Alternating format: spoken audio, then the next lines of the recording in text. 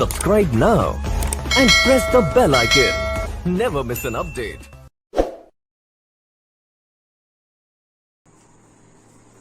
Hello friends, maxima education point में आप सभी लोगों का फिर से बहुत बहुत स्वागत है।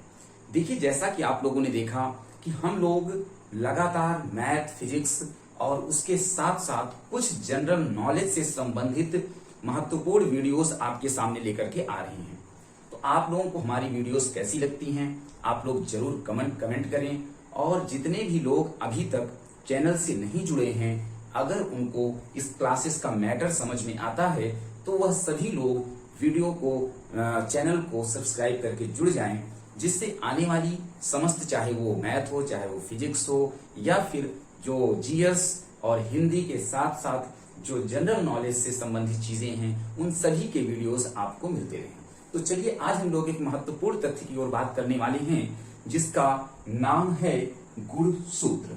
आज हम लोग, ये सबसे महत्वपूर्ण टॉपिक है और यहाँ से कहीं ना कहीं किसी ना किसी प्रकार से आपकी परीक्षा में लगातार प्रश्न पूछे गए हैं।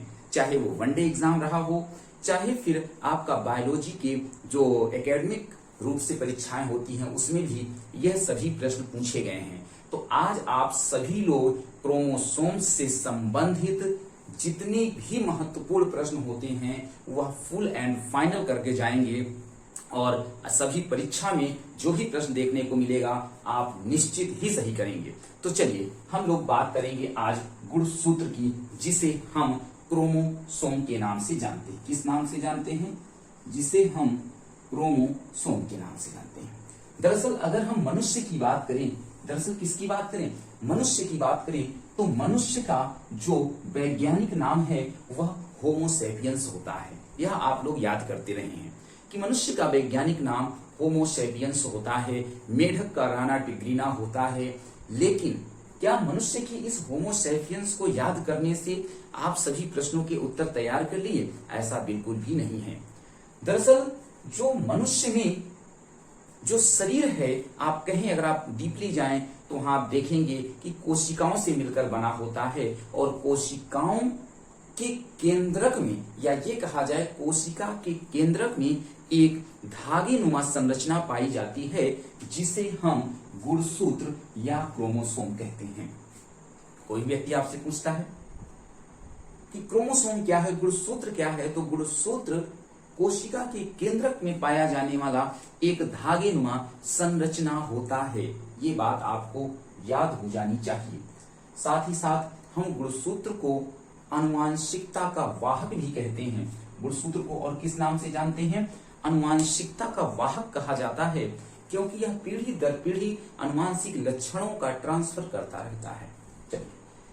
मनुष्य में, जैसा कि आप जानते हैं कि कुल संख्या, गुणसूत्रों की कुल संख्या 46 होती है, जिसे हम 23 जोड़ी के नाम से भी जानते हैं। 23 जोड़ी मतलब 23 दूनी कितना? 46 हो जाता है। आपका एक प्रश्न यहां से तैयार हो गया। तो मनुष्य के अंतर्गत आप देखिए, यहाँ पे दो होते हैं, पुरुष भी होता है और महिला भी होती है, मेल भी होता है, फीमेल भी होती है। तो दोनों में कितने क्रोमोसोम्स या कितने गुणसूत्र पाए जाएंगे? तो पुरुष में भी 23 जोड़ी और महिला में भी यह 23 जोड़ी पाए जाते हैं। तो 23 जोड़ी, किसी के मन में आ रहा होगा कि अगर 23 जोड़ी से ज्यादा हो गया तो क्या होगा?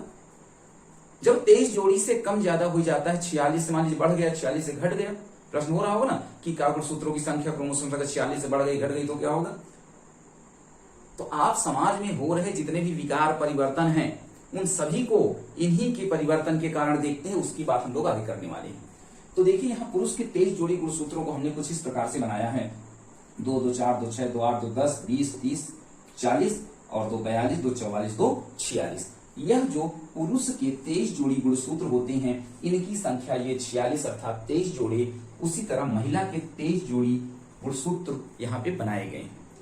इस चीज को देखकर आपको क्या समझ में आ रहा है कि 22 जोड़ी, यहाँ देखिए 21 और 22 जोड़ी समजातीय ऑटोसोम्स होते हैं। ऑटोसोम मतलब एक ही जैसे, जबकि 23 जोड़ी या 23वीं जोड़ी विषम जातीय हेट्रोसोम होती है। यहाँ आप देख लीजिए, यह पुरुष की जो 23वीं जोड़ी का गुणसूत्र है वह विषम जातीय होता है, जबकि महिला के सभी 23 जोड़ी समजातीय होते हैं। ये बात क्लियर हो जानी चाहिए। चलिए अब देखेंगे बच्चे का निर्धारण। दरअसल जो निषेचन के द्वारा जो बच्चे का निर्धारण होता है या लिंग का निर्धारण होता है वह किस प्रकार से होता है।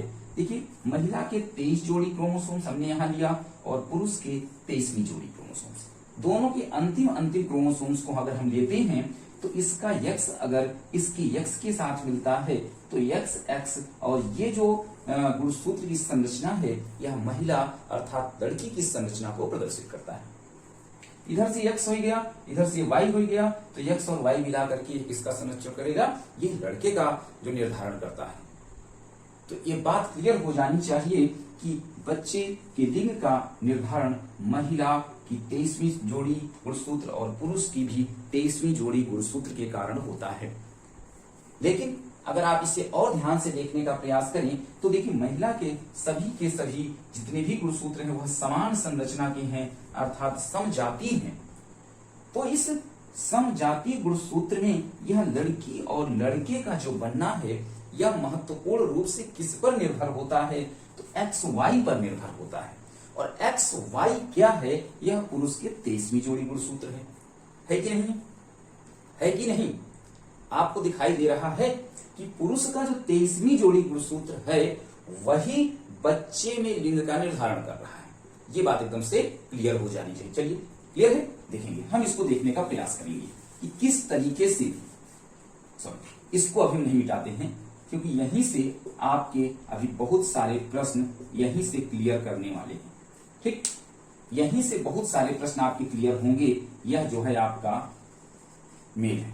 ठीक, हम लोग इसे थोड़ा सा नीचे वाला इधर का मिटाएंगे। देखिए एक बात आपके दिमाग में क्लियर हो जानी चाहिए कि बच्चे में जो लिंग का निर्धारण है कि लड़का है या फिर लड़की, उसके लिए महत्वपूर्ण कौन है, तो उसके लिए पुरुष का 23वां जोड़ी जो गुणसूत्र है वही महत्वपूर्ण होता है। क्लियर है, इसीलिए ध्यान देना है, इसीलिए पिता के इस 23वीं जोड़ी गुणसूत्र को, इसे 23वीं जोड़ी गुणसूत्र को हम किस नाम से जानते हैं, सेक्स क्रोमोसोम्स के नाम से जानते हैं। किस नाम से जानते हैं, सेक्स क्रोमोसोम्स के नाम से। क्यों, क्योंकि यही एक ऐसा क्रोमोसोम है, यही एक ऐसा गुणसूत्र है जो बच्चे के लिंग का निर्धारण करेगा।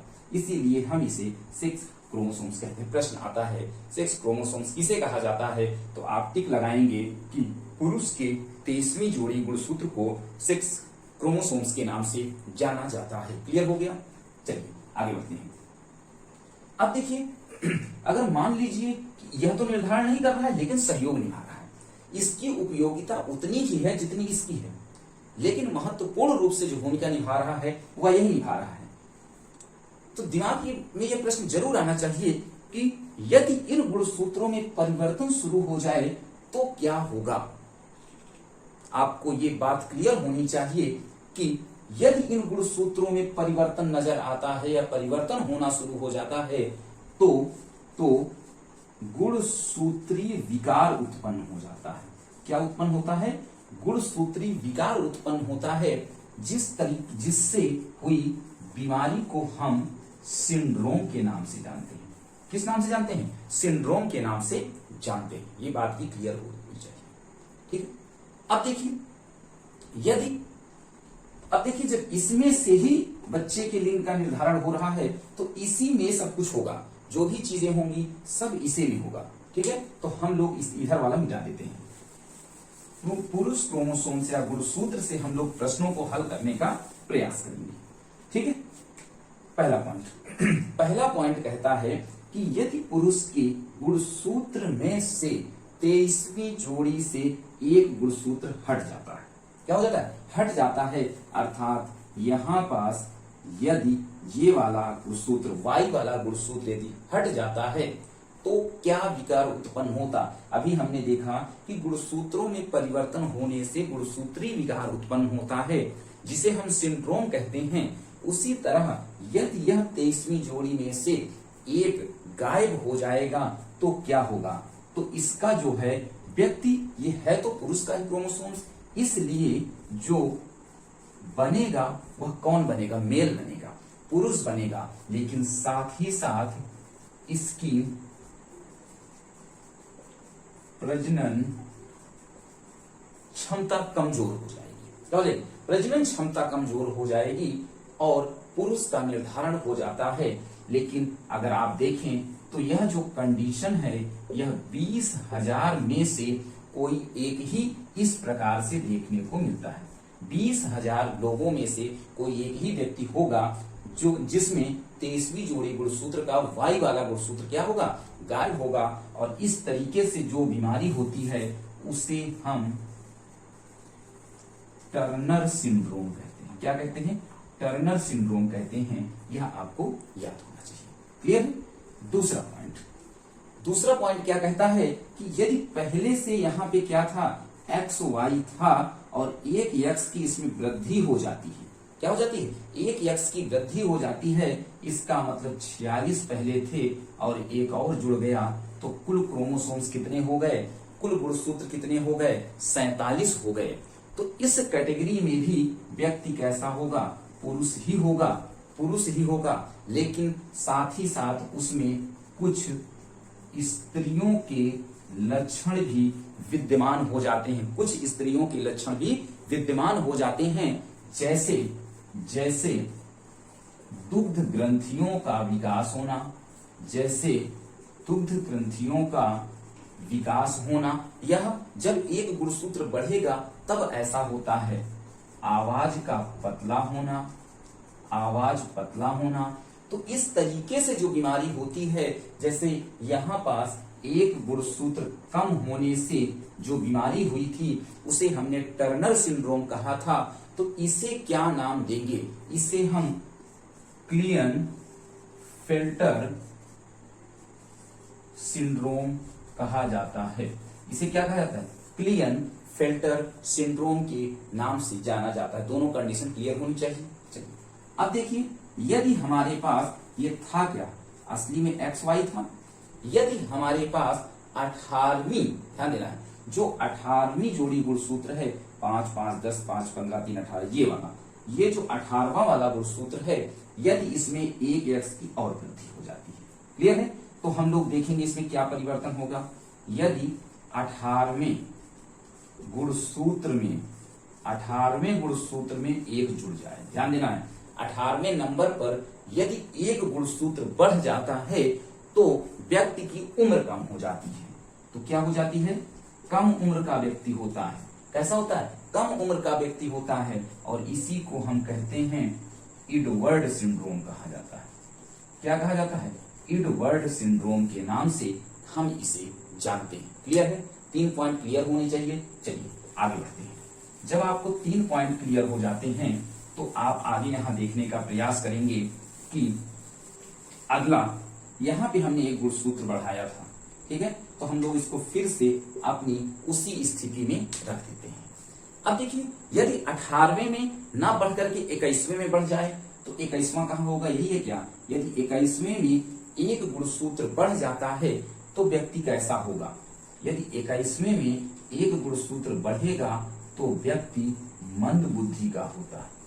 कैसा होता है? व्यक्ति मंद बुद्धि का हो जाता है और उसकी भौहें तिरछी हो जाती हैं, जिस कारण वह डाउन सिंड्रोम का शिकार होता है। किसका? डाउन सिंड्रोम का शिकार होता है। ये बात भी क्लियर हो जानी चाहिए। चलिए 21वें से हटाएंगे। अब देखिए, अब 21 से मान लेते हैं कि यहाँ पे अगर 13वें नंबर पे एक एक्स की वृद्धि हो गई, कितने पे? 13वें नंबर पर, तो 13 नंबर यहाँ होगा। यदि 13वें नंबर गुणसूत्र में एक यक्ष गुणसूत्र की और वृद्धि हो जाती है तो उस व्यक्ति के तालू फटे हुए होंगे और ओंठ भी क्या होंगे? फटे हुए होंगे और वह व्यक्ति पैटिव सिंड्रोम का शिकार होता है। किसका? पैटिव सिंड्रोम का शिकार होता है। और इसी के साथ एक और देखने का प्रयास करेंगे कि यदि ये जो बढ़ रहा था, यदि घटना शुरू हो जाए, जैसे 5वें गुणसूत्र में अगर एक गुणसूत्र घट जाता है, 5वें में से एक गुणसूत्र यदि घट जाता है तो व्यक्ति की आवाज बिल्ली जैसी हो जाती है। तो व्यक्ति की आवाज कैसी हो जाती है?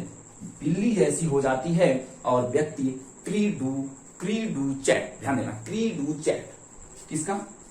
क्री डू चैट सिंड्रोम का शिकार हो जाता है। तो इस तरीके से आपने देखा कि जो क्रोमोसोम्स हैं, जो गुणसूत्र हैं, उस गुणसूत्र से संबंधित कितने महत्वपूर्ण प्रश्न, और यदि उन गुणसूत्रों में विकार उत्पन्न हो जाए तो कौन कौन सी बीमारियां, कौन कौन से सिंड्रोम उत्पन्न हो जाते हैं, इन सभी को हमने देखा। इस उम्मीद के साथ कि आपको सभी चीजें बहुत ही क्लियर समझ में आई होंगी। और अगर आपको बातें क्लियर हो रही हैं तो आप लोग इस वीडियो को ज्यादा से ज्यादा शेयर करें और हमारे साथ जुड़ने का प्रयास करें। तो हम लोग अगली क्लास में मैथ विषय के साथ या फिर कुछ नई जीएस की जानकारी के साथ मिलेंगे। तब तक के लिए धन्यवाद।